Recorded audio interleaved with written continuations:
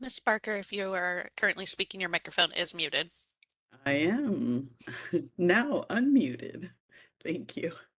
Yeah, I was just saying it's 12:40, so we'll see who's returned. Looking for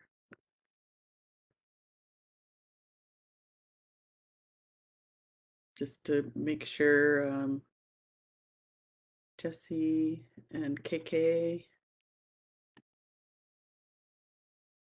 I see. KK, are you back? You don't see you.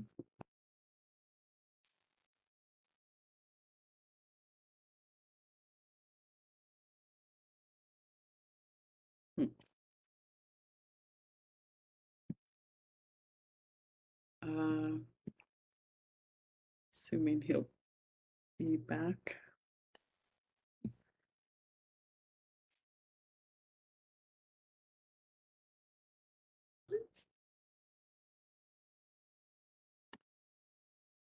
Do we want, oh, there you are. Okay, great.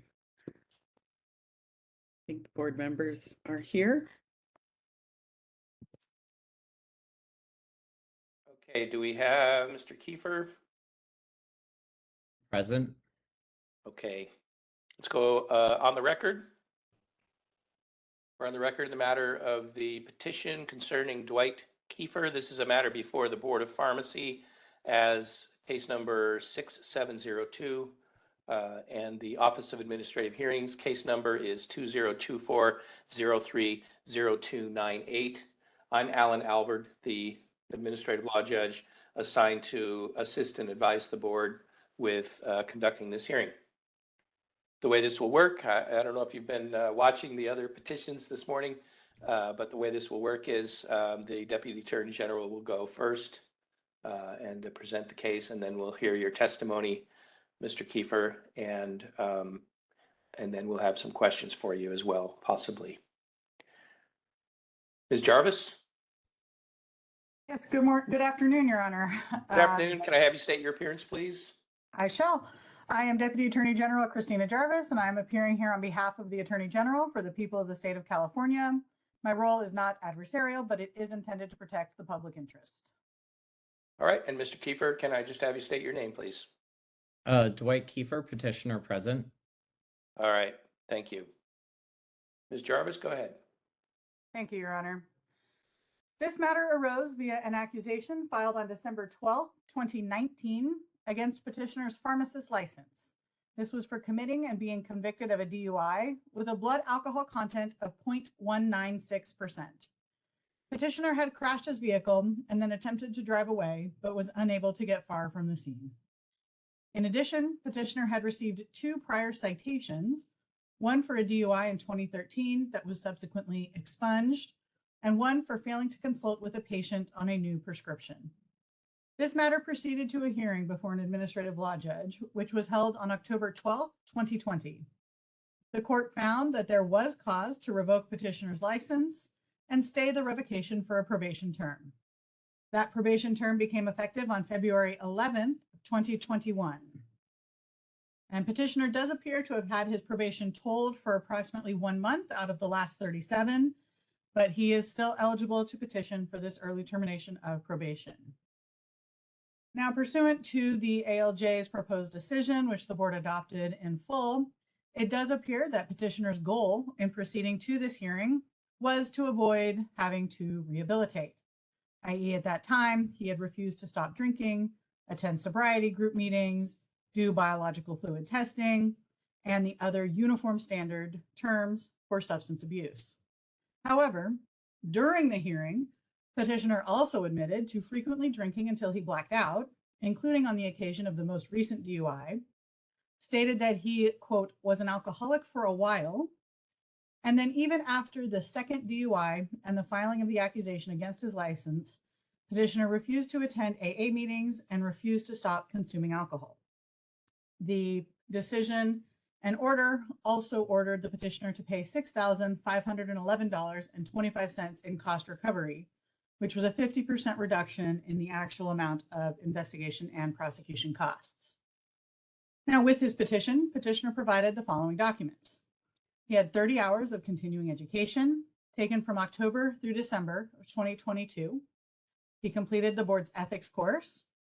He provided court documents showing that this most recent DUI was automatically expunged under Penal Code Section 1203.425. He provided a performance evaluation for January through December of 2023. Proof of completion of drug testing check-ins. Proof of completion of drug testing, and then also check-ins for something called Equinox for March through September of 2023. And then a letter from his therapist stating that he no longer needs therapy. I should note that petitioner has been 100% compliant with probation, including repayment of those prosecution costs. Petitioner also provided a personal statement in which he provided information about his life since being placed on probation.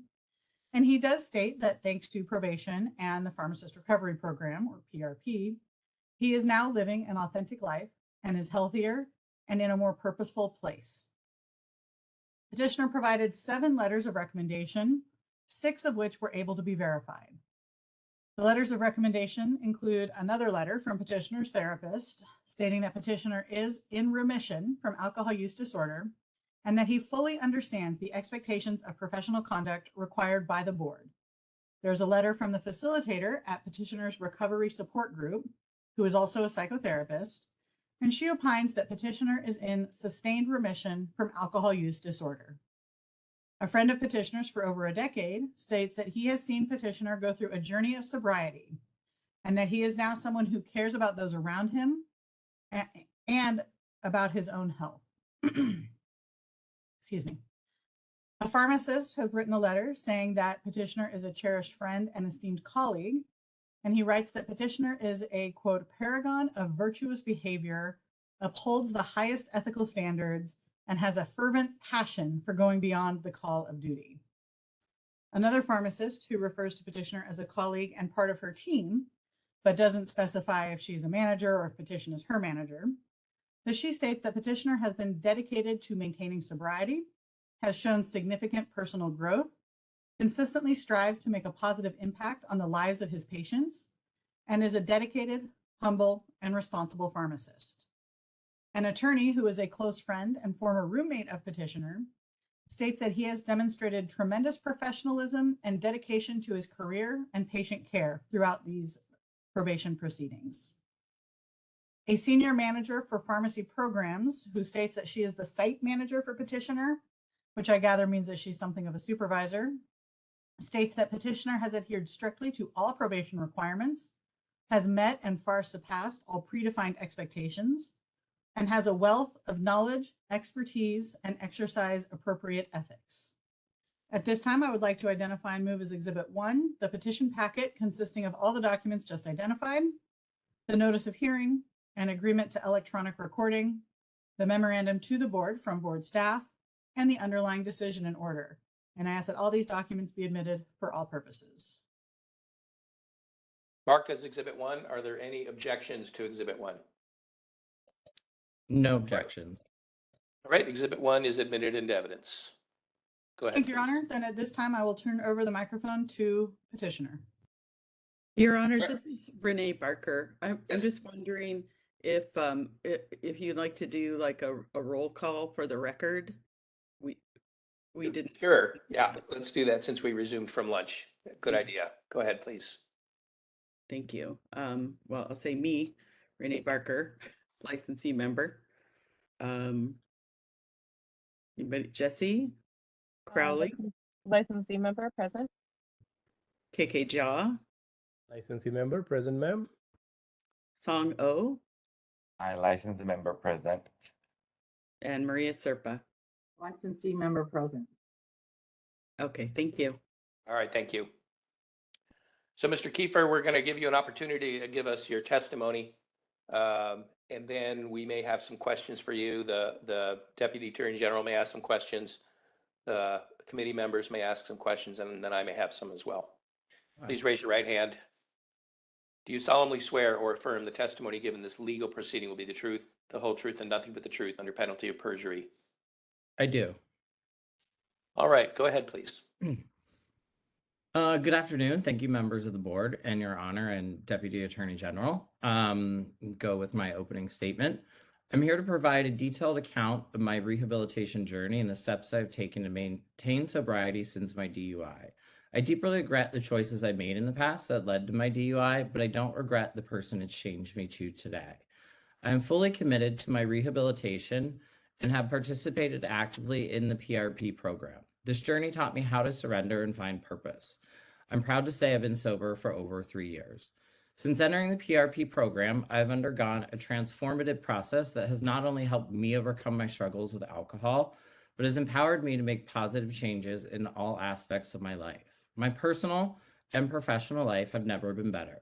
The structured environment of the PRP program played a crucial role in fostering my personal growth, and I diligently adhered to all requirements and recommendations set forth by the program.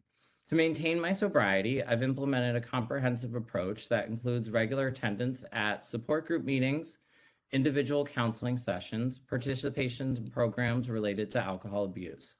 I understand the importance of ongoing self-reflection and accountability in the recovery process. I continue to engage in activities that promote my overall well-being, such as regular exercise, yoga, meditation, and daily reflections. One of the key factors contributing to my successful rehabilitation has been the development of a strong support network.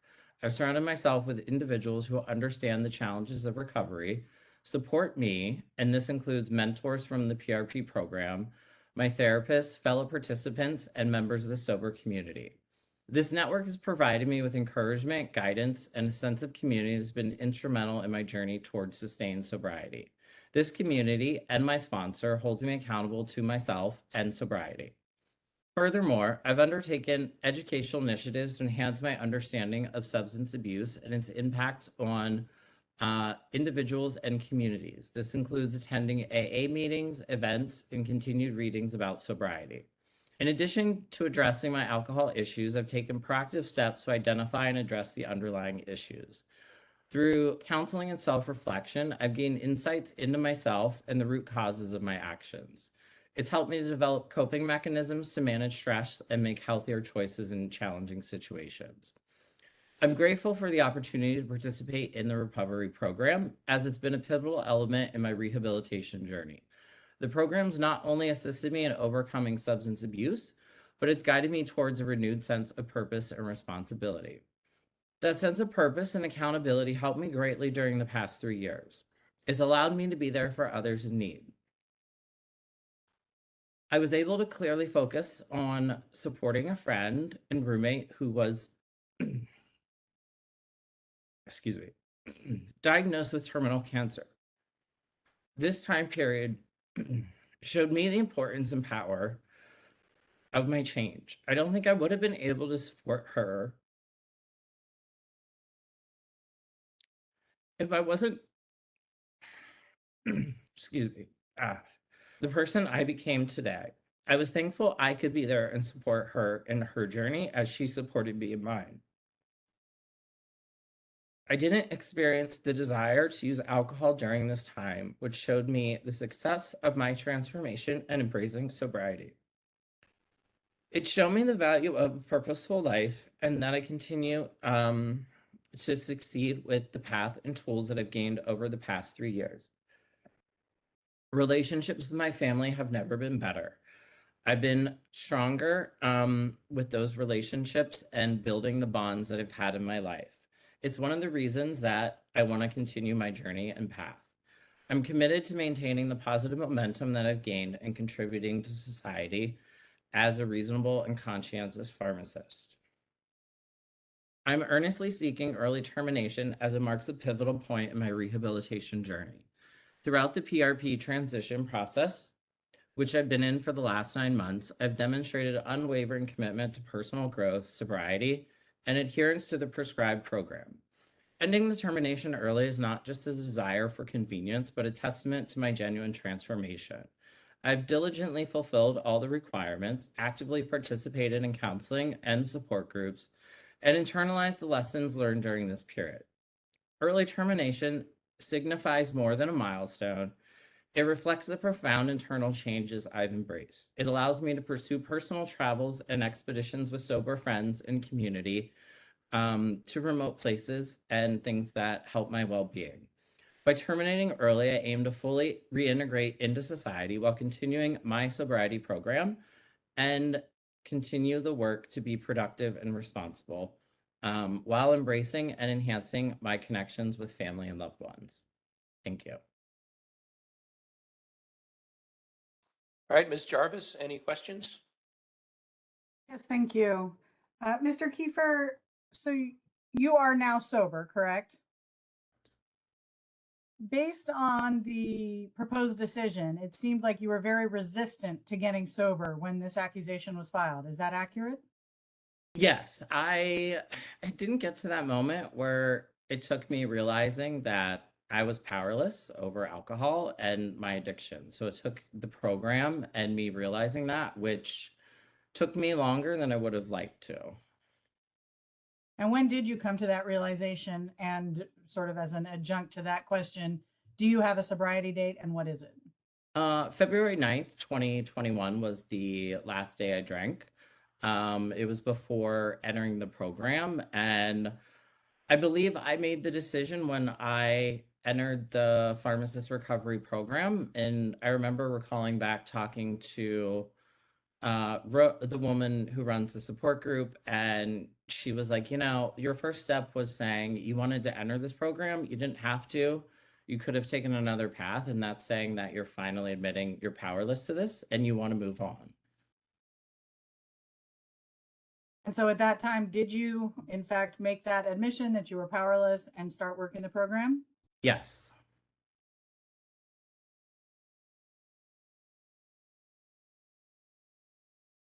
Have you worked the 12 steps through AA?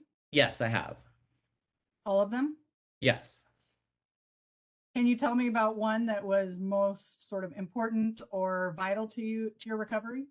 I think one of the biggest ones was making amends to individuals in my life. I didn't realize how freeing it was to myself, but also that person. But it was also one of the most challenging ones. It was probably one of the ones that I wanted to avoid, but in the end, I think really helped me form those connections with family and friends even closer. You mentioned that one of the reasons that you want to be released from probation early is to be able to travel more, including like places like Nepal to summit Mount Everest in the spring of 2024. We're kind of there already in the spring of 2024. Is this with friends, and do those friends consume alcohol? It is with friends. It would be a mix of sober friends and some friends that I think would consume alcohol on the trip, but they all know about my sobriety. And does being around people who consume alcohol trigger you at all to desire to consume alcohol? No, it doesn't. That was something that I was nervous about when I first started taking sobriety into my life. And I learned that there wasn't something that did bother me. I thought it would at first, and I was really anxious, but I learned that I think through everything I've learned and my tools and mechanisms I have in place, it's not something that bothers me. Now, I don't want to dredge up sort of bad topics, but you had mentioned one of your friends who was diagnosed with a terminal form of cancer, but in your statement, you mentioned 2 people. So are there multiple people, or is it just the one that you already referenced? It was just the one that I referenced, correct. She was the attorney that you referenced. My one person that wrote a recommendation letter for me, she wasn't able to confirm it because she passed away. I see. That's the one that was unable to be verified? Yep.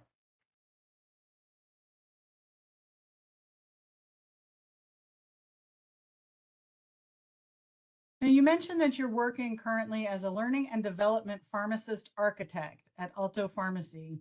Can you explain a little bit about what that is, the learning and development pharmacist architect? Sure. So I work on developing programs for training that we use to create what you would think of as your internal learn-upons or continuing education for the company, and work on different programs to help train develop throughout and send out, and then also working on efficiencies and improvement overall. So in that role, you do not have direct contact with dangerous drugs or controlled substances? Correct. What did you find, or if you found, through your recovery process would trigger you to desire to drink alcohol? I think some triggers were stressful times, which were, before previously, sometimes I would drink when I was stressed. And that is where I learned that there's many other things you can do. And that's where you need to, I think one of the biggest things is take a daily reflection, which is another one of the steps that I found is extremely beneficial for me of saying, let me take a step back. Let me reflect on what's happening and happening to me and think through and process it in a healthy manner. So is that something that you do every day or when you're triggered to feel stress? Yeah. I do the daily reflection every day, but sometimes I'll do it when I'm stressed and like, let me take a reflection. Let me jot this down. Let me write out what's going on. Because so many times I think we underestimate the power of just being therapeutic and writing out our feelings. You mentioned in your personal statement in the petition that you are a founding member of a book club in Los Angeles that meets monthly to discuss a wide range of topics and lead monthly discussions. Is that a book club that is sort of dedicated to recovery or just in general? Just in general. And then you mentioned, or you provided those check-ins for Equinox. Can you explain Yes. what Equinox is? It's a gym, so I wanted to provide exercise is one of the big things also for me in maintaining a healthy lifestyle. So it's one of those daily habits that I keep as part of my life in maintaining sobriety. And then through AA, do you have a sponsor? Yes, And what is the person's first name? Mick. Nick? Mick, correct. And how long have you had them as your sponsor? Almost 2 years. And how do you find that as a sort of a guideline for your recovery? I think it's a really good guideline. You have that lifeline and that person that's sort of always there and keeps you accountable to yourself, and you help keep each other accountable. I think one of the lessons is realizing you're not on your own in this journey and you need support and others outside. And when you're willing to accept that, that's when you can really begin to make that change. And have you provided that support to anybody else by becoming a sponsor? I haven't. Why not? I over the past year, I sort of looked at my roommate and everything we were going through, being there for her, and kind of felt like I was sponsoring her through her journey of terminal cancer for the past year.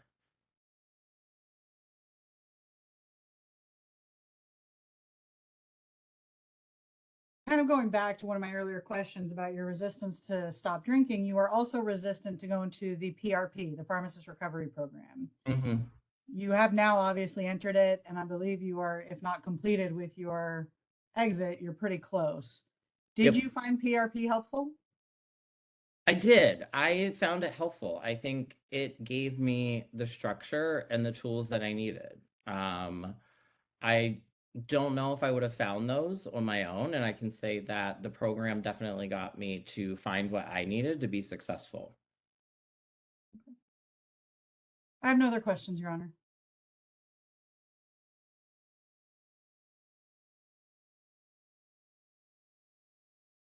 All right, thank you. Any questions from the committee members?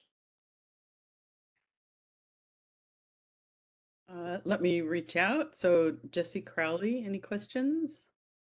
No questions, thank you. KK Jia, No questions. Thank you.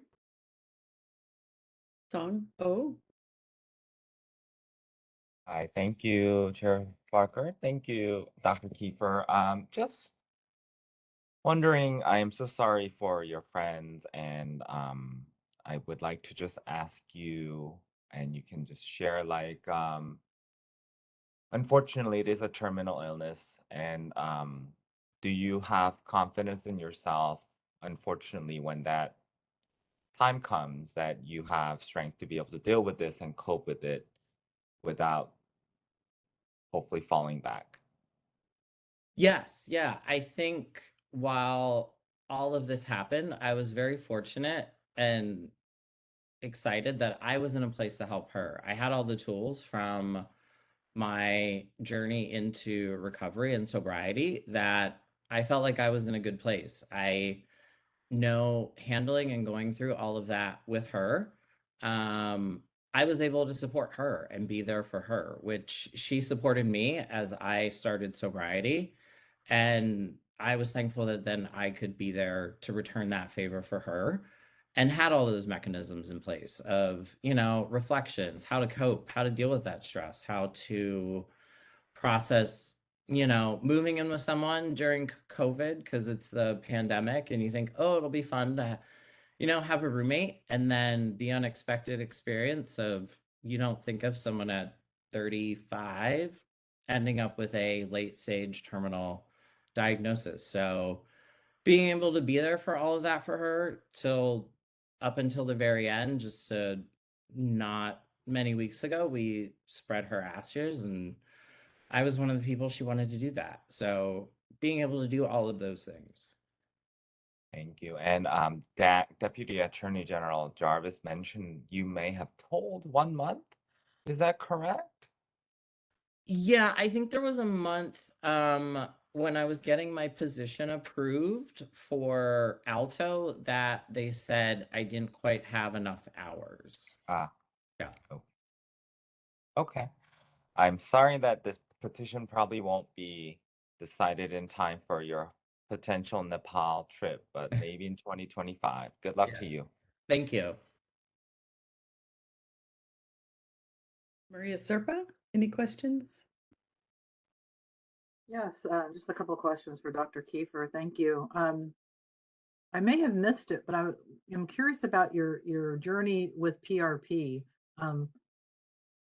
You're still in PRP, or have you completed it, or have you moved to transition? I'm in transition and I think I have less than 3 months left. Okay, so I wanted to get a little timeline. So you're in the transition period, and in 3 months you're expected to complete PRP. Correct. Okay. That was my only question. Thank you very much, and best of luck. Thank you. This is Renee Barker. Just had a question. So if you were to be granted the early termination, what does the immediate future look like for your employment in your current position? Would you be maintaining that position, wanting to change it? Just curious. I'd be maintaining my position. I love the company I'm at, and my coworkers are all very supportive, so I don't have any plans to change that. Okay, yeah, thanks. That's the only question I have. So wish you luck. Thank you. Thank you. All right, and I don't have any questions. Ms. Jarvis, anything else? No, Your Honor, thank you, but the Attorney General's office has no recommendation for this petition. All right. Mr. Kiefer, anything you want to say in closing? Sure. I humbly request the Board of Pharmacy consider my rehabilitation success, continued sobriety, and personal growth when evaluating my eligibility for early termination, as I've found a sober purpose with the tools to continue a successful path of sobriety. Being granted transition in the PRP program demonstrates the program support that I'm ready to proceed to the next phase. This was also demonstrated in my recommendation letters. I'm dedicated to upholding the highest standards and ethical conduct in my future endeavors. My purposeful change mindset has inspired me to continue seeking a higher path while continue to employ the tools that I've used. And I thank you for your consideration today.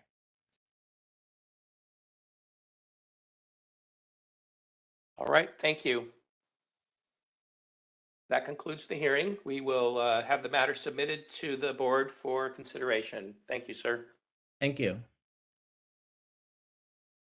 We okay to go on to the next petition? Yes, please. All right. Let me just switch my notes here. All right, next is Conversio Health.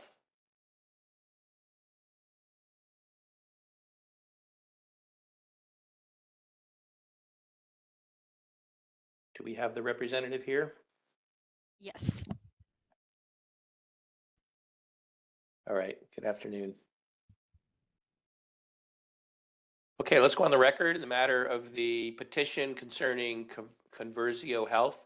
This is a matter before the California Board of Pharmacy, is case number 6932. The Office of Administrative Hearings, case number 2024030304.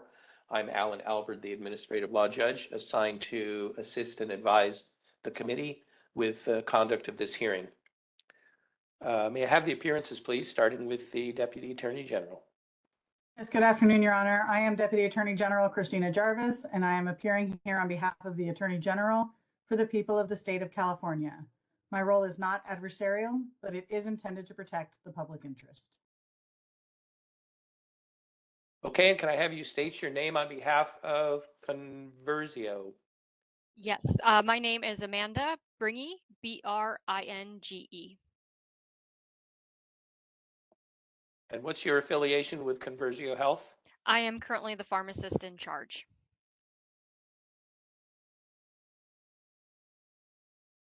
All right. And Your Honor, just for clarification, in the petition packet, there is a letter from the owner or the CEO of Conversio authorizing Ms. Bringe to appear here on its behalf. Thank you. Appreciate that.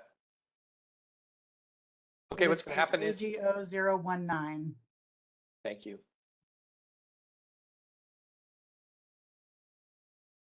So what's going to happen is Ms. Jarvis is going to start presenting the case for the committee members, and then we'll give you a chance to give testimony, Ms. Bringe. Correct. All right. Ms. Jarvis, go ahead. Thank you. This matter arose via an accusation filed on August 22nd, 2020, against petitioner's pharmacy and sterile compounding pharmacy permits. Petitioner entered into a stipulated settlement for probation with the board, which became effective on September 1st, 2021. More than 2 years have now passed since the probation became effective, and therefore petitioner is eligible for this petition for early termination of probation. The first cause for discipline in the underlying matter was failing to correctly assign a beyond use date, or BUD, in that the BUD assigned exceeded the legal requirements for the type of compounding that petitioner was performing. This was for 40 lots compounded over an approximately 6-month period of April through September 2019. The second cause for discipline was assigning a BUD that exceeded the expiration date of one of the ingredients used in the compounded drug. This was for 14 lots between May and September of 2019. The third cause for discipline was assigning an extended BUD that was not supported by a method suitability test, a container closure integrity test, and stability studies. This was for 20 lots compounded between April and August 2019.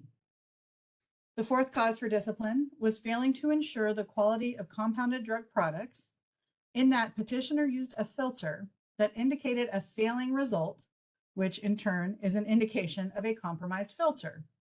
Instead of documenting these tests as failed, petitioner documented them as passed. This was for 10 lots compounded between May and August of 2019. The fifth cause for discipline was failing to have the compounding log consist of a single document containing all of the required information. This was for 40 compounding logs during the entire span of the investigation. The sixth cause for discipline was failing to identify the identity of the pharmacist who reviewed the final drug product.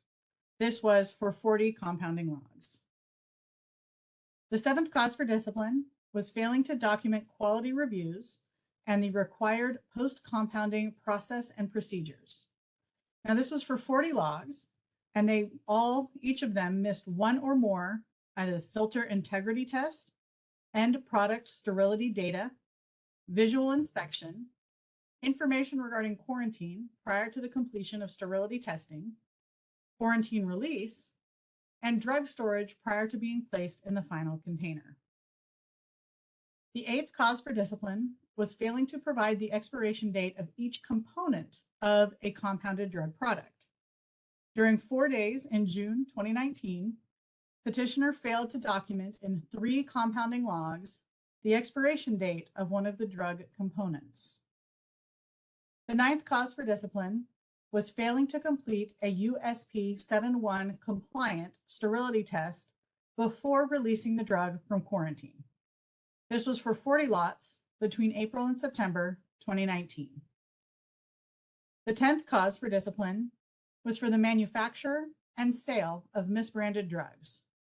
From April through August 2019, petitioner manufactured a misbranded drug when they prepared 4 lots of a drug and assigned an extended BUD without having supporting studies and tests to support this extended BUD, and then dispensed the drugs from these 4 lots to patients in California and elsewhere. This was 408 prescriptions that made it into the hands of patients.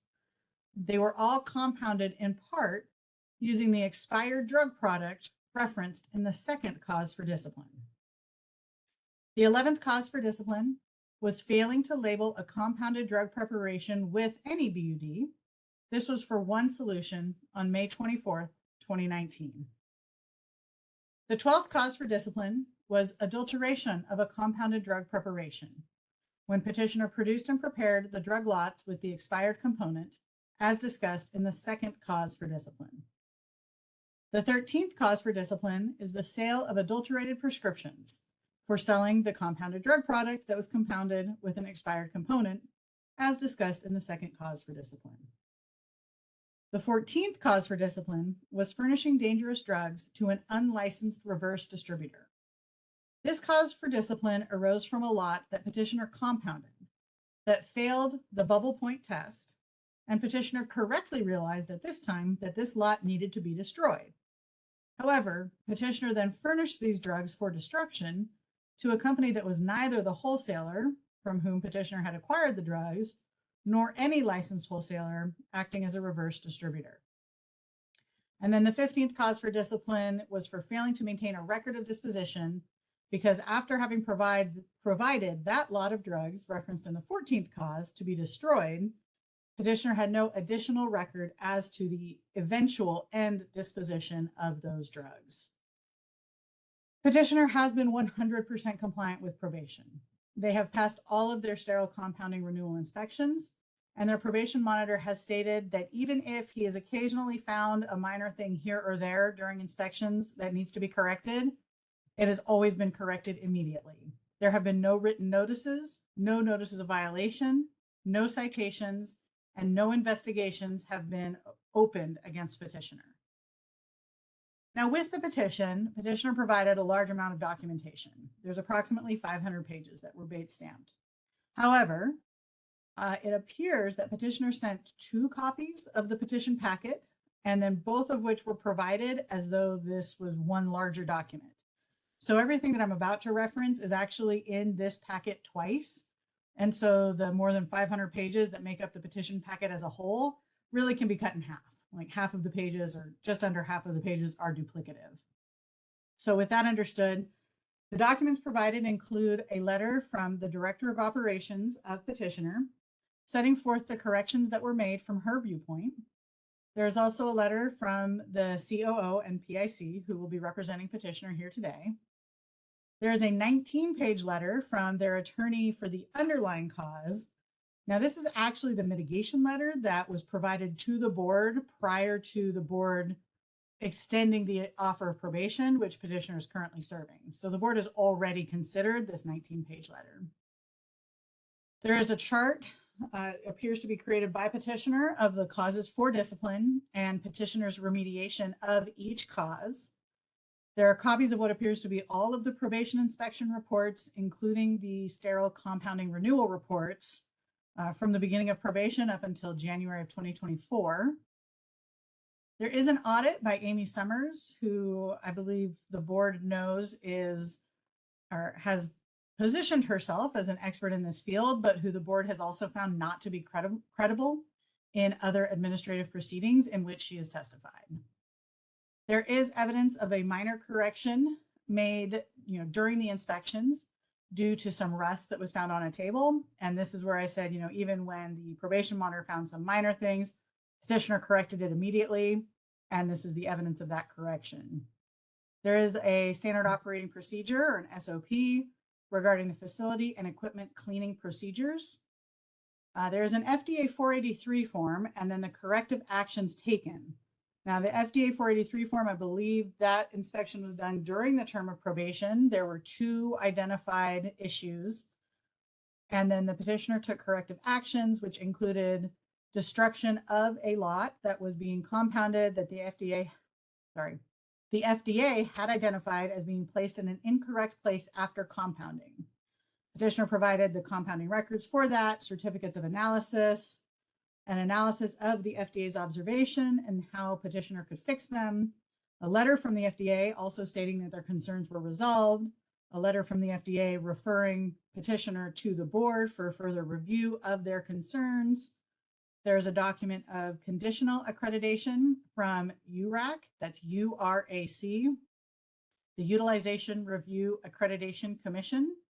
And there is an accreditation letter from an entire packet, not just the letter, but an accreditation letter from the Joint Commission for Home Care Accreditation.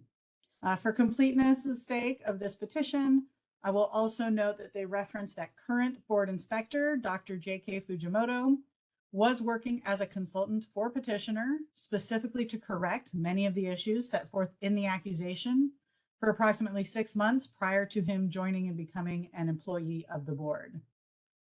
Additionally, according to some of the dates that reviewed in the petition packet, it does appear that petitioner corrected all of the issues that were brought forth in the accusation prior to the accusation even being filed. At this time, I would like to identify and move as Exhibit 1 the petition packet consisting of all the documents just identified, and also including the notice of hearing, an agreement for electronic recording, the memorandum to the board of board staff covering the probation term, and the underlying decision and order in this matter. And I'd like that to be admitted for all purposes. Marked as Exhibit 1. Is there any objection to Exhibit 1? No objection. Exhibit 1 is admitted into evidence. Thank you, Your Honor. Then at this time, I will turn the microphone over to petitioner. Ms. Bingy, let me have you raise your right hand, please. Do you solemnly swear or affirm the testimony you give in this legal proceeding will be the truth, the whole truth, and nothing but the truth under penalty of perjury? I do. Thank you. Go ahead and state your name for us one more time, and then you can begin your testimony. Absolutely. My name is Amanda Bringe, B-R-I-N-G-E. Thank you. Go ahead, please. Wonderful. Thank you all. Good afternoon, Your Honor, Deputy Attorney General, Madam Chair, and esteemed board members. I, Amanda Bringe, on behalf of Conversio Health, appreciate you all being here today and your time and consideration for our petition of early termination of probation. I'd also like to express our gratitude and appreciation to Dr. James Flores, Dr. Jeff Shinoda, and Pamela Kemp, all board employees that have an important role in our journey in order for me to even be here today with our request. I am here before you and speaking on behalf of Conversio Health as the current PIC. Conversio Health journey has been one of many improvements over the last 4 years. I did not join Conversio Health until late 2020, so I'm not able to speak to how and why decisions were made that led to probation, but what I can speak to is the dedication to rectify these issues, the ongoing commitment to compliance, regulatory requirements, and dedication to upholding the highest standards of professionalism and ethical conduct in order to ensure our patients' safety, which is at the utmost of everything that we do. The changes that have been made would not have been possible without the resilience of Conversio's executive leadership at the time. They proceeded with hard decisions and changes with an unwavering vision to obtain compliance. Upon the identification of issues, they immediately turned to action. There was also this shift in understanding from leadership that patient safety is a choice. This choice needed to be the focus, and this brought about many changes within the leadership and company-wide, which has led to the quality compounding program we created, maintain, and improve upon even today. We've had successful milestones, and these are more detailed in the packet, but I did want to highlight a few that are significant to demonstrate our commitment to patient safety, an ongoing commitment to patient safety, and the confidence that we're able to operate responsibly. So our first one really was our FDA inspection in July of 2021, which is during the time we were on probation. This was a multiple day experience over multiple weeks that involved investigators spending many hours evaluating our written processes and then evaluating if that accurately reflected our current compounding workflows. Our process, workflow, videos, pictures were not only scrutinized by the on-site team that they had of the 2 inspectors, but were also sent back to CEDAR for further review and follow up with questions each day. So in our opinion, this was overall a very successful survey. We had 2 easily correctable findings that were corrected, and we did make sure that those 2 lots were destroyed and destroyed appropriately as well, so they never even got into the process of making it into our inventory.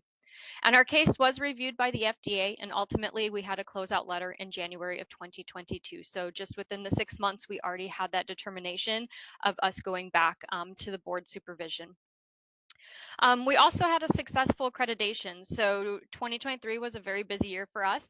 We not only wanted to show our continued commitment to following pharmacy regulations and sterile compounding, including best practices, but we wanted to show that we were able to sustain our practices. So despite our FDA inspection and closeout in 2022, we did not stop with our improvements. We were able to get our full accreditation with URAC and the Joint Commission, both of which included sterile compounding evaluations along with their standards as well. The documents that we submitted in our packet outline the many physical and process changes that were required and were fixed before our probation actually started to really bring Conversio Health's compounding into compliance with all of the regulatory requirements. What might not be as evident are the important soft changes that were made and the continual surveillance that we have that's ongoing to ensure that we remain in compliance. So there were identified gaps in knowledge, those things such as filter integrity test and bubble point, and understanding what those important tests mean. So our sterile compounding personnel now complete a national sterile compounding course, which includes hands-on training, 2 hours for pharmacists and 40 hours for compounding technicians. I am the instructor for that course as well after receiving specialized training. We continue to conduct monthly compound team meetings. So this has our compounding techs and pharmacists, and we focus on education and continued process improvement. We also have our monthly pharmacist team meetings, and this includes all of our clinical staff members. We identify training program gaps, both for onboarding new compounding personnel and ongoing training. So we now have designed a designated training room that allows for training and practice of each vital step in our compounding process. We have created an initial training program for new compounders in addition to ongoing and annual training. And this initial onboarding training does not allow for any compounding until this has been completed and signed off by myself. We also, so this not only meets the new requirements, but also touches on known areas of concerns that we've experienced in the past. So making sure people are up to speed and able to determine and be able to perform our bubble point or our filter integrity testing. We have ongoing surveillance, so we help ensure detail, precision in compounding, and diligence in maintaining a sterile environment. Our compounding team truly understands our commitment to quality and safety and understands the quality control measures put in place to maintain that patient safety and are comfortable with speaking up with questions or concerns. We appreciate the time and expertise of the Board of Pharmacy Inspectors that we've had both within California and outside. They have spent time over the last 2 years reviewing our processes, providing their guidance and expertise on where we can further improve and where we can turn, and then we in turn put a lot of those recommendations into action. Our documentation also was an area that we identified. So our current documentation for our processes, especially those involving and around sterility assurance, are not only assessed and signed off by a pharmacist, but our quality department also plays a major role in additional overview. This helps us better understand and identify areas that may require remediation or education based on trends. The additional review process has been very helpful in making sure that we remain compliant. Prior to and during probation, Conversio Health continues to show remarkable commitment to compliance, dedication to maintain the highest standards of sterile compounding, have taken proactive measures to improve the operations and ensure best practices are followed not only with sterile compounding pharmacy requirements, but all pharmacy law requirements. The pharmacy has actively implemented necessary changes to address any areas of concern, demonstrating a clear willingness to learn, grow, and ensure pharmacy regulations are followed. This is all while providing effective, attentive, compassionate, and exceptional care and service to every patient that we do continue to serve. We are ready to move forward and feel that Conversio Health now has the team with the necessary skills and knowledge to succeed now and into the future. Our prioritization and focus as a pharmacy will continue to include patient safety, compliance with compounding and pharmacy regulations, ongoing education and training for our compounding staff, and continue to be proactive in addressing issues that may arise and handling these timely. So we respectfully request consideration of early termination of probation. This really is due to challenges in acquisition of good talent and a difficult to hire area. Our growth as a company has suffered as we continue to be transparent about our probation with any possible new clients. And ultimately, we are looking to start restoring the trust of our patients, the community, and our clients by showing that we have taken our probation seriously, have made the required changes, and remain proactive to follow pharmacy laws. Thank you.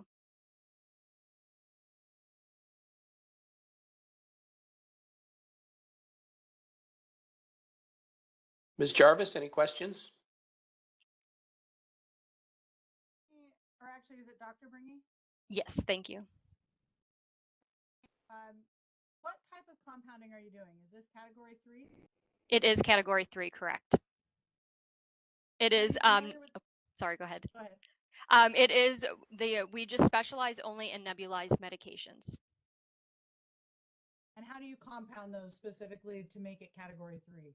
So we start with non-sterile API, and we do mix that into solution, and then we use a pharmacy grade sterilizing filter, and that is how we sterilize the medication, and then we individualize that and pump that into small anywhere from 2 mLs to 3.5 mLs, depending on the medication, liquid nebulized medications. And in the letter that was in the petition packet from Dylan Herr, they mention that, I guess towards the end, it says, we look forward to the opportunity to continue serving patients with chronic respiratory conditions.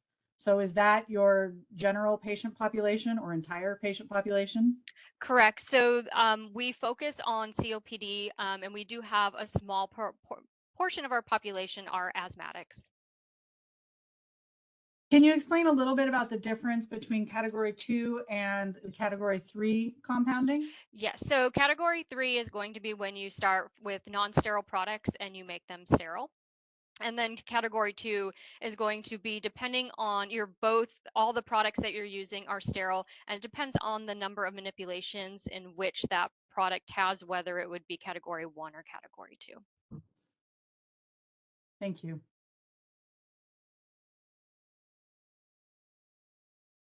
Are you familiar with the recent changes that became effective November 1st of last year to the USP chapters? Yes. How are you familiar with them?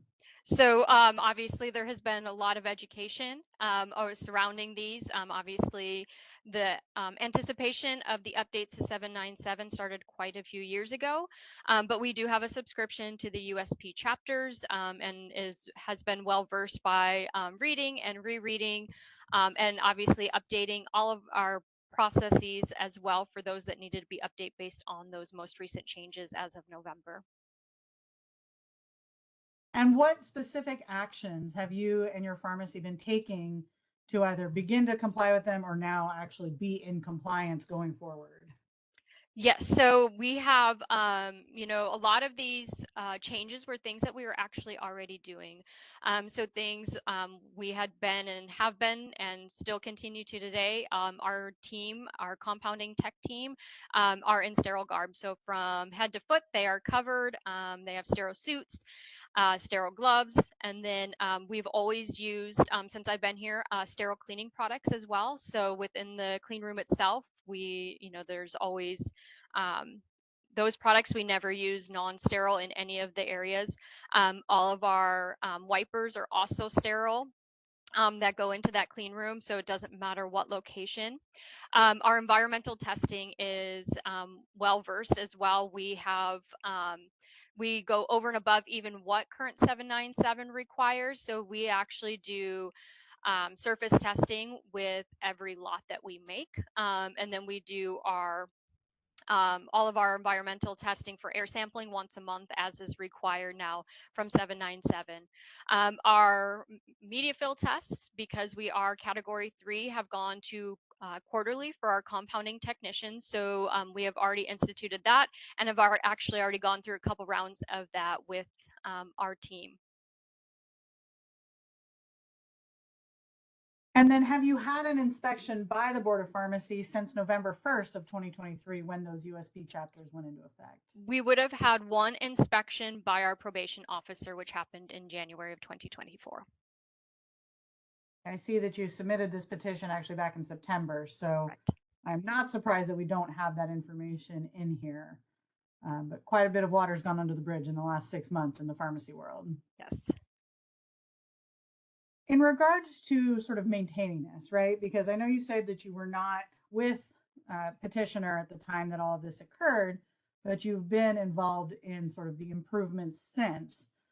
What kind of assurances and what kind of training have you been instituting in order to ensure that the licensee doesn't backslide, essentially? Absolutely. So a lot of this too was lack of education for people not even knowing what they kind of didn't know. And so we actually open up our compound team meetings actually to all of our staff, so including our director of operations, who doesn't oversee necessarily our compounding pieces of it, but does help set things up for like our every 6 month room certifications, working with some of the equipment, and bringing that fold in to make sure that they understand what we can and cannot be doing. I think the most important thing that has really been instituted and continues on is really our onboarding training, not allowing any compounding done before that training has not only started but has completed as well. So there's no compounding for patients until that time. And so setting up this training room that actually simulates exactly what they're going to be able to experience in the clean room, so I can assess technique on working within an ISO 5 space, so that I can see their actual gowning and gloving technique before they ever get into a clean room and even start to compound for patients. We have successful documentation of those processes, which are vital. Our sterility testing and all of our testing goes to an outside third party. So we are not doing anything in here, nor would we be able to do that again without, a different setup and an actual lab to do that in. So we are using that expertise from other FDA third-party labs to be able to run all of that testing, so that we are not doing any of that or being responsible for that testing, so that we have really an unbiased results from that. Thank you. What kind of relationship have you had with your probation monitor, Mr. Flores? We have had a very positive interaction, at least from my perspective. He's been obviously very insightful, very helpful, providing suggestions, education, even if it wasn't necessarily compounding related, but there was something new that was coming up or something that he felt would be useful to us as overall as a pharmacy. He would always bring that, to the forefront during our quarterly meetings. We met very consistently. I think he must have been the one that probably alluded to, if there was a suggestion or a thought around something that we should change, we did act on that. And it wasn't just to say, oh, we checked a box and we did it.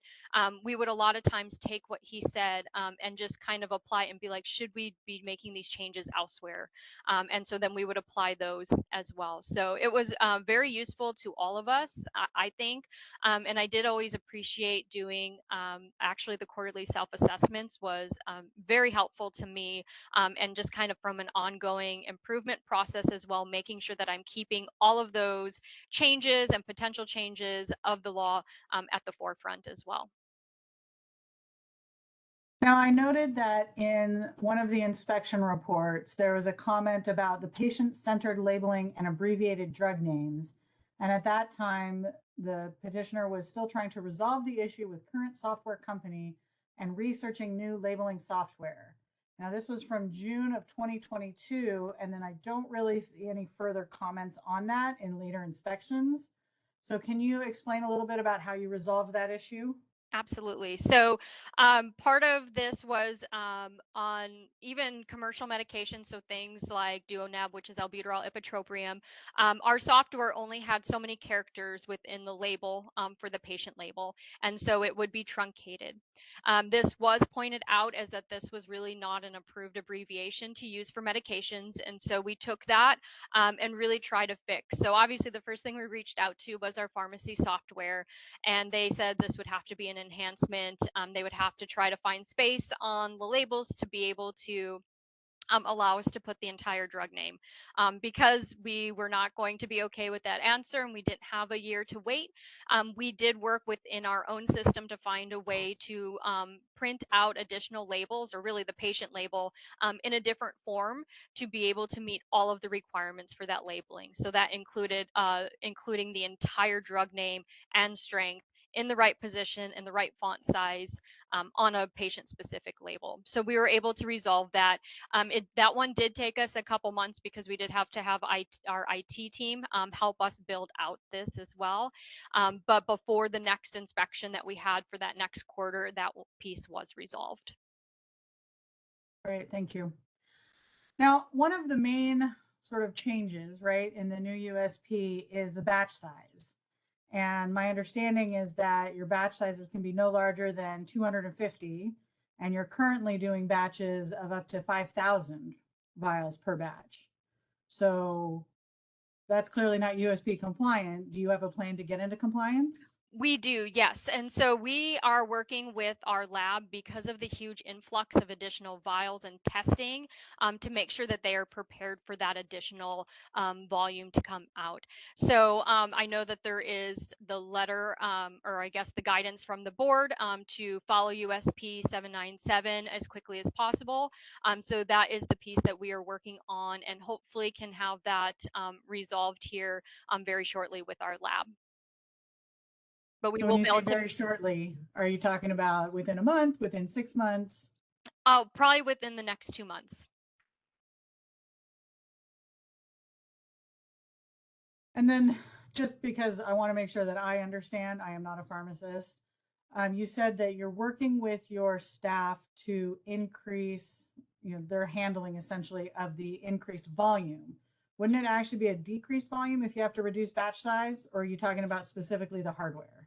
So our third-party lab, we're going to have to send more vials to them. So our batch size gets smaller, but we're going to have more vials to be sending to them each day because we're going to have so many more lots or batches that are produced to make sure that they can handle that influx.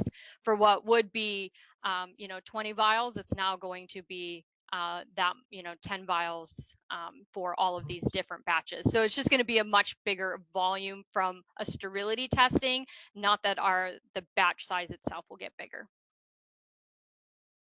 And I mean, considering that it's been 6 months since USP changed, can you explain why you needed 8 months to make this change if you have it resolved in the next 2 months? Were you not preparing for it ahead of time? No, obviously that was one that we were very clear was going to be changing. And so the lab that we are working with, they had to do some testing on their end to make sure that they were prepared for this influx. They were not necessarily up to speed on the changes and the amount of work that this was going to cause across so many other clients as well for other testing that they had to do that we had already completed.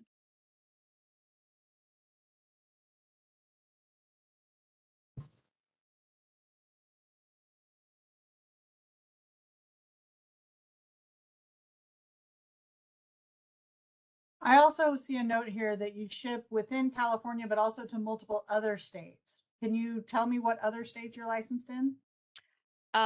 Yes. If you don't mind, I can pull up our official list. We have licenses in just under 30 states. And do you ship to all of those on a regular basis, daily, weekly? No, our biggest states that we ship into are California, or well, ship within California, Texas, New York, Arizona, Nevada, and Virginia. And Oregon. My apologies on that. Oregon's our other big state.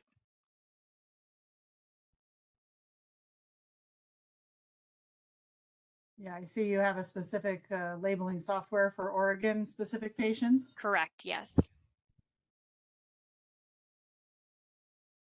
So when would you say that you actually started the process to lower your batch units? So we started this obviously well before November. Because we started making some of the changes well ahead of time. And so obviously we were kind of waiting to see, because of the delay. The last time USP was going to be implemented, there was a delay. So let's see, probably August, we started making some of our changes so that we were prepared.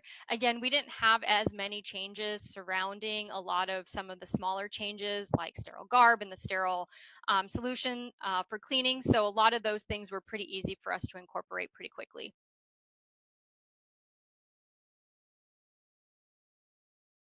And then I noted in your most recent inspection report, it says that the PIC is the designated person for the board, but that your licensee will most likely elect more than one soon.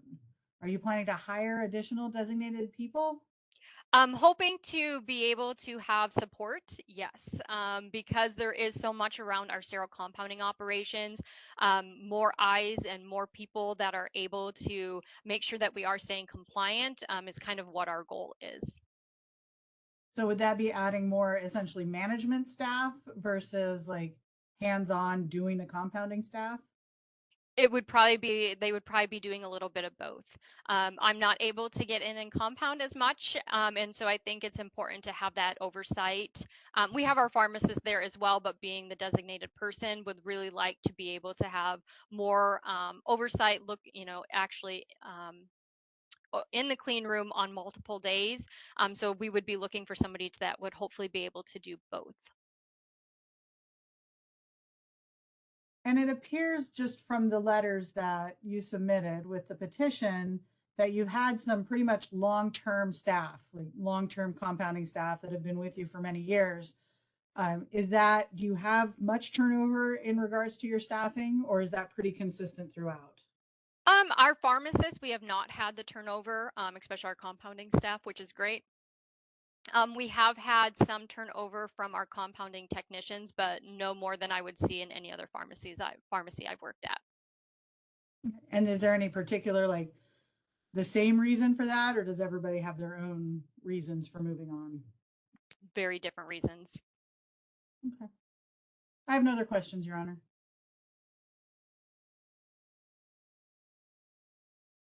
All right, Ms. Barker, can you please poll the board about, or the committee about questions? Sure. Thank Jesse Crawley, did you have any questions? I do. Thank you, Renee. Thank you, Your Honor. My one question is kind of surrounded around the USP 797 requirements. Given that the implementation began just a short while ago, I guess my question is, do you think it would be useful to stay on probation at this point to ensure that the transition to comply with the newest guidelines would be useful? And if you think it would be redundant, I guess, why do you think that is? So obviously, we are working very diligently to meet that standard. And I think because we have our sterile compounding license that is renewed annually, and it's always due by September, so usually somewhere between July or August, we are visited by our Board of Pharmacy inspector. Obviously, I feel like that piece is going to be enough to make sure that we meet that standard as quickly as we can. Great. Thank you so much. Good luck on your petition. Thank you. Next, I'll ask KK Jha. Do you have any questions? No questions at this point. Okay, next I'll ask President O. Did you have any questions? Thank you, Chair Barker. Just a couple questions. First of all, thank you, Dr. Bringy. Very thorough presentation. Really appreciate it. We really appreciate your petition packets, and great job representing. Just to confirm, your probation began, I'm sorry for my voice again, but September 1st of 2021, correct? Correct. So then 4 years is September 1st of 2025. Oh, wait, 3 years, right? No, Your we're 3 probation. years, correct. So 24, it's only about 6 months. I just wanted to kind of get your word on your reason, even just for that short term. I understand you submitted in September, but 6 months wait is typical for the probationary petitions or reinstatement due to our meeting timings. Do you still find it worthwhile for us to consider this? And I'm sure that's why you're here, but just wanted to kind of have you explain that with your own words. Absolutely. So obviously, when we had submitted our petition, it was we were hoping to get into the December meeting, which would then have provided a little bit more relief for us. For us, if we can even end, a month early, it really is helpful from us from a recruiting standpoint. We're in a really tough spot in order to acquire good talent. And even though we know our processes in place are stronger than they have been, others understanding this whole process has been a much more challenging than I would have necessarily thought to be. So, I think that really is helpful. And the other thing is as I kind of stated before too, is we're very transparent about where we've been and where we've come. We do own that, the decisions that were made were not the right ones. And so we've done what we can to rectify those, remediate those to the best and to as much as we need to meet the current regulations. And so, being able to explain that to our clients is very helpful and can really help us kind of grow and continue to help additional patients that struggle, unfortunately, with COPD and have a hard time affording their medication. So again, even a month early or so, that we were able to go back to potential clients to say, hey, we were able to complete our probation, and even if we could complete it early, be able to help start those relationships and start that contracting phase. Thank you. And understanding you're kind of newer, I think you were brought on around the time where probation was happening. What about revenue changes? What is the businesses about annual revenue for before probation and about after? So it will seem like it dropped significantly, but I don't want to give the impression that it's actually because of this. We had terminated with another client for a completely different reason. They were just cutting vendors to help save costs for those. But we were at about 7 million, and last year we were at about 5. Okay. And how many employees do you have?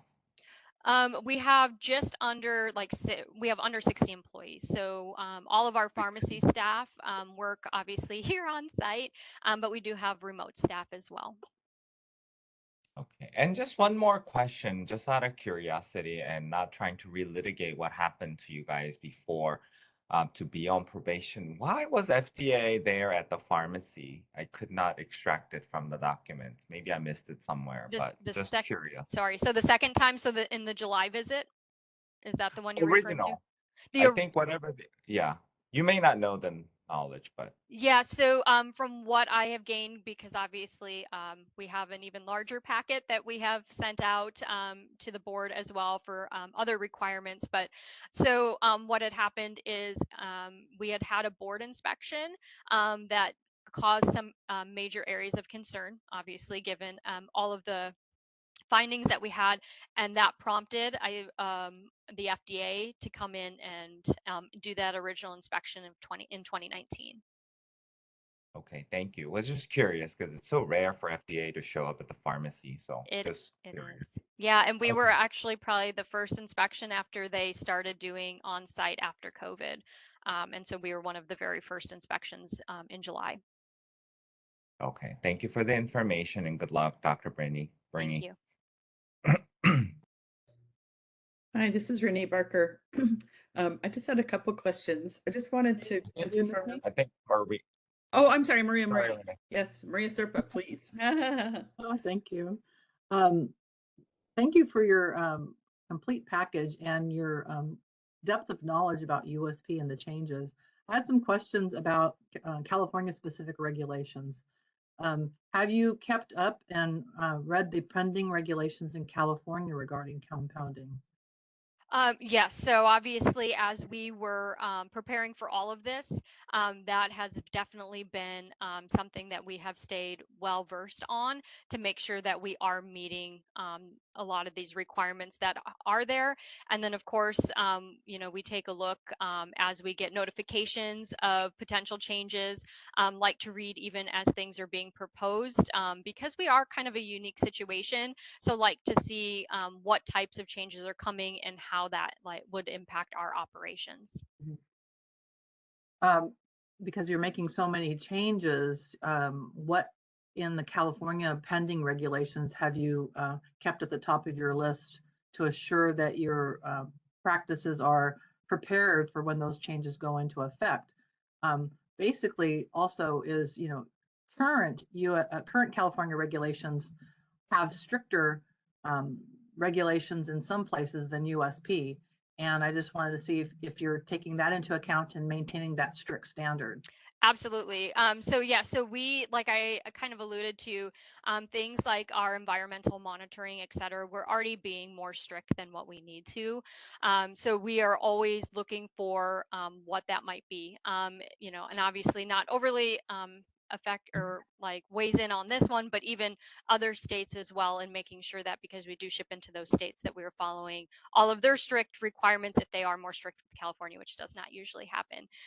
So for us, obviously, with all of the pending things and absorbing into 797, obviously that batch size is going to be the most important for us and critical for us to be prepared for and ready to make sure that we institute that as quickly as we can.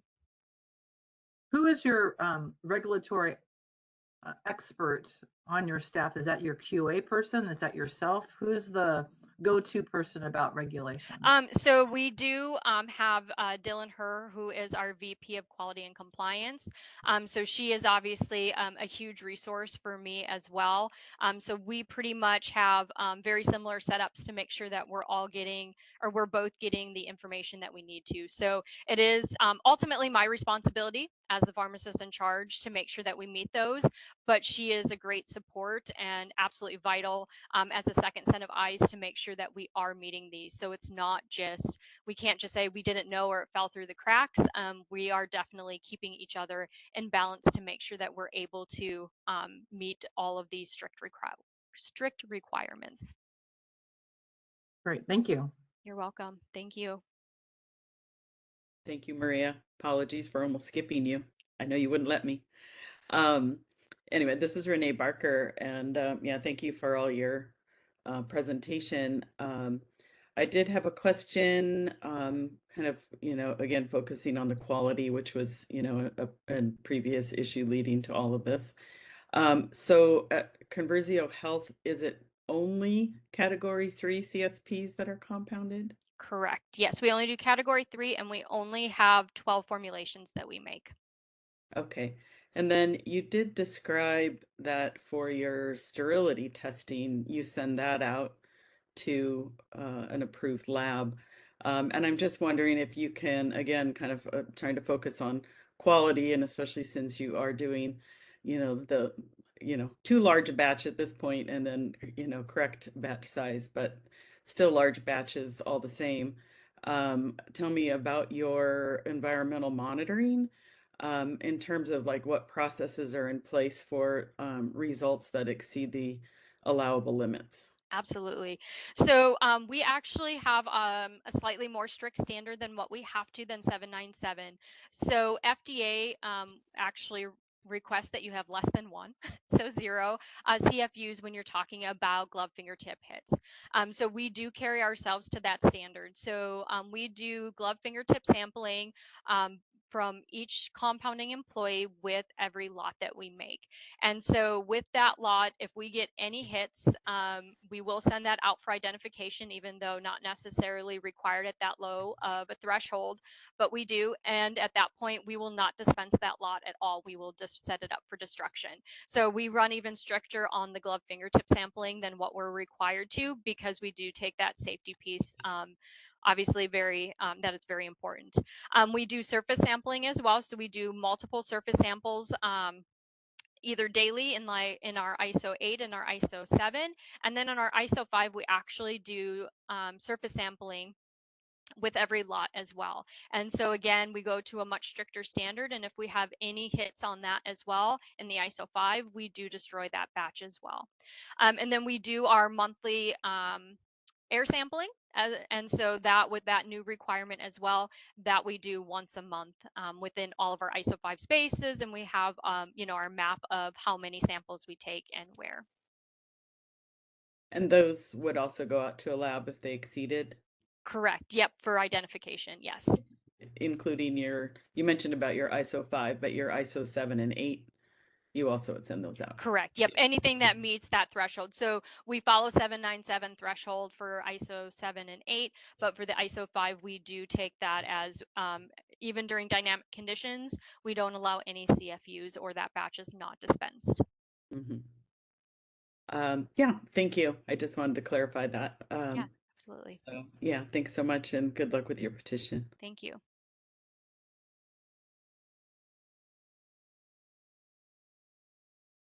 All right, Ms. Jarvis, anything in closing? No closing, Your Honor. The Attorney General's office has no recommendation for this petition. Ms. Bringy, do you want to make any closing statements? Just really want to take just a moment to thank you all. I know it's been a long day, 2 p.m. now, but thank you all for hearing our petition. We really do appreciate that. And I do want to just extend my sincere gratitude towards the Board of Pharmacy and the inspectors that we've had. Even though it's not an experience I ever thought I would necessarily go through with the pharmacy being on probation, but it is one that I have really grown, learned, and really taken, I think, steps forward to make sure that we are really going to be compliant. We've got patient safety at the forefront of everything we do. And so we really do appreciate you guys even hearing our petition today. So thank you. All right, thank you. The matter will be submitted for consideration by the board. We can go off the record. Thank you, Your Honor. All right. So is the plan now to meet in closed session? Yeah, I think since we are finished with that, we will meet in closed session. I know I have some words to say about that. Is this the time? Well, thank you to yeah. the board for your time and attention, and I will log out. All right, thank you. Thank you. I mean, I think we've completed all of the agenda items. So, yeah. Renee, you have to read your script. Okay, I was wondering, is it now? Okay. Agenda item 4, closed session.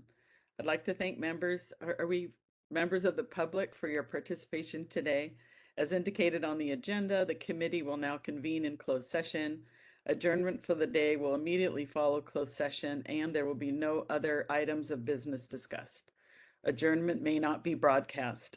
Members of the public, thank you for joining the meeting today.